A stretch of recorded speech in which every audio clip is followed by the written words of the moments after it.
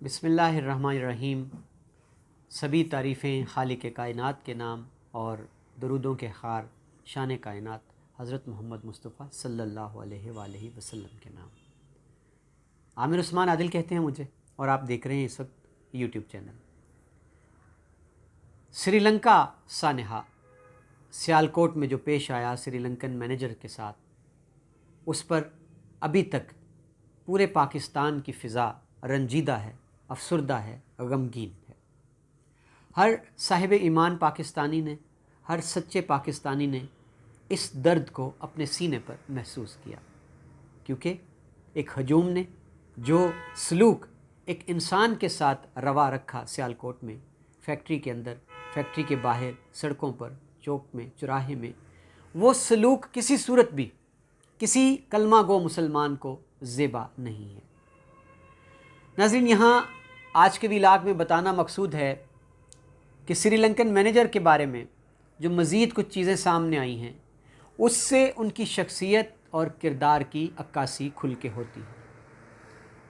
Police ذرائع کا کہنا ہے کہ ہم نے ان کا مکان جو تھا جس میں وہ رہائش پذیر تھے سیالکوٹ، کیونکہ بڑا طویل عرصہ ہو گیا ان کو پاکستان میں، سن 2012 سے وہ پاکستان میں سیالکوٹ میں مقیم ہیں، تو جس مکان میں وہ رہائش پذیر تھے اس کو پولیس نے سیل کر دیا ہے حفاظتی اقدامات کے پیش نظر۔ اہل محلہ کیا کہتے ہیں؟ اہل محلہ کہتے ہیں کہ پریانتھا جے کمارا وہ انتہائی شریف النسب انسان تھے، بڑے حلیم طبع تھے، کم گو تھے، وہ لوگوں کے ساتھ زیادہ گھلتے ملتے نہیں تھے، اپنے کام سے کام رکھتے تھے، کام سے گھر اور گھر سے کام۔ لیکن اہلیان محلہ کو ان کی وجہ سے کبھی بھی کسی لمحے کوئی شکایت نہیں ہوئی، ان کے رویے سے کوئی دل برداشتہ نہیں تھا، وہ انتہائی اعلیٰ شریف طبع اور نفیس انسان تھے۔ یہ گواہی تو آ گئی ان کے پڑوسیوں کی جانب سے، اہلیان محلہ کی جانب سے۔ ایک گواہی پہلے آ چکی، پہلے دن سے فیکٹری کے اندر سے، کہ وہ کام کے حوالے سے بڑے سخت تھے، ڈسپلن پر کمپرومائز نہ کرنے والے تھے، کوالٹی پر کوئی سمجھوتا نہ کرنے والے تھے، اور یہی وجہ تھی کہ ان کے ورکرز ان سے کچھ نالاں بھی رہتے تھے، وہ چونکہ کام پر ڈانٹتے بھی ہوں گے۔ تیسری گواہی ایک اور بڑی، جس نے زیادہ دل کو رنجیدہ کیا ہے، کہ ہم نے ایک ایسے شخص کو اتنی بری طرح مارا، تشدد کیا اور انسانیت سوز سلوک کیا جس کی نہ اسلام کو اجازت دیتا ہے، نہ دنیا کا کوئی قانون، نہ کوئی معاشرہ، نہ کوئی رسم، نہ کوئی رواج۔ جی ناظرین، بات ہے سری لنکن مینیجر کی، کردار کی۔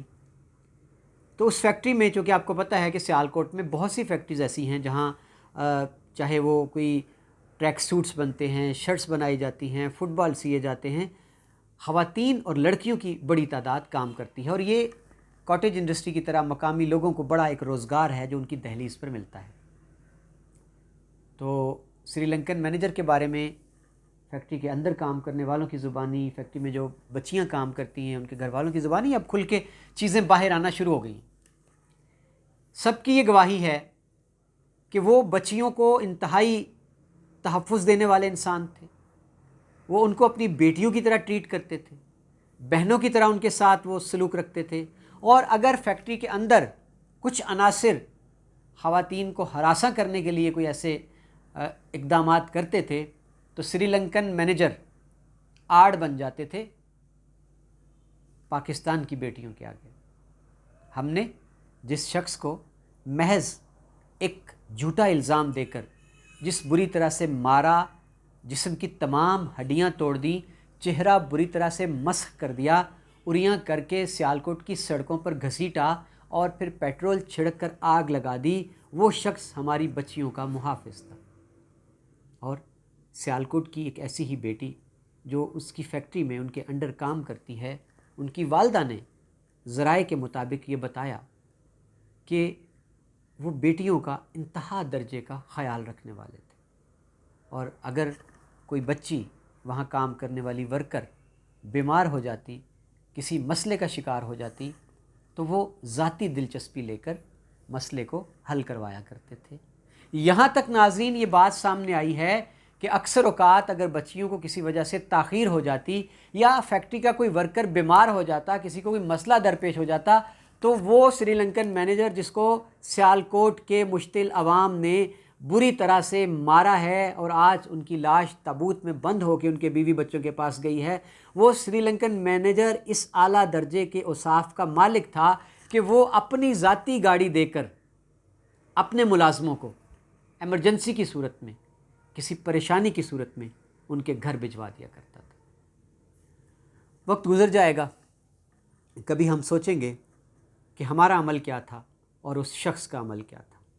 اور ناظرین، زیادہ تکلیف جس بات نے دی وہ یہ تھی کہ جو پولیس نے رپورٹ مرتب کر کے آئی جی پنجاب اور وزیر اعظم پاکستان وزیر اعلیٰ پنجاب کو بھیجی ہے، اس کے مطابق صبح 10 بجے تقریباً یہ کشیدگی شروع ہوئی سٹکر اتارنے کے معاملے پر،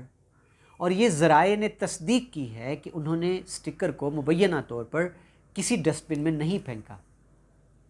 اگر اتارا ہے تو اتار کے اس کو کسی جگہ پہ رکھ دیا ہے۔ غلط فہمی پیدا ہوئی کہ انہوں نے توہین کی ہے، تو اس پر مداخلت جن لوگوں نے کی وہ یہ بتاتے ہیں کہ صلح ہو گئی تھی۔ سری لنکن مینیجر کو جب بتایا گیا، چونکہ وہ تو نابلد تھے کہ توہین کیا ہے، اردو کیا ہے، عبارت کیا لکھی ہے، جب ان کو بتایا گیا کہ یہ غم و غصہ ہے، انہوں نے معذرت بھی کر لی تھی، لیکن اس کے باوجود بکھرے ہوئے ہجوم نے جس انداز میں ریئیکٹ کیا اور ان کی معافی کو قبول نہ کرتے ہوئے ان کو بری طرح سے مارا ہے، یہ ایک سیاہ داغ ہے پاکستانیوں کے ماتھے پر۔ آنے والا وقت اس کو کیسے دھوتا ہے یہ ہمارا عمل بتائے گا۔ بہت شکریہ ناظرین، یہ تھا آج کا ویلاگ۔ عامر عثمان عادل کو دیجیے اجازت، اللہ حافظ۔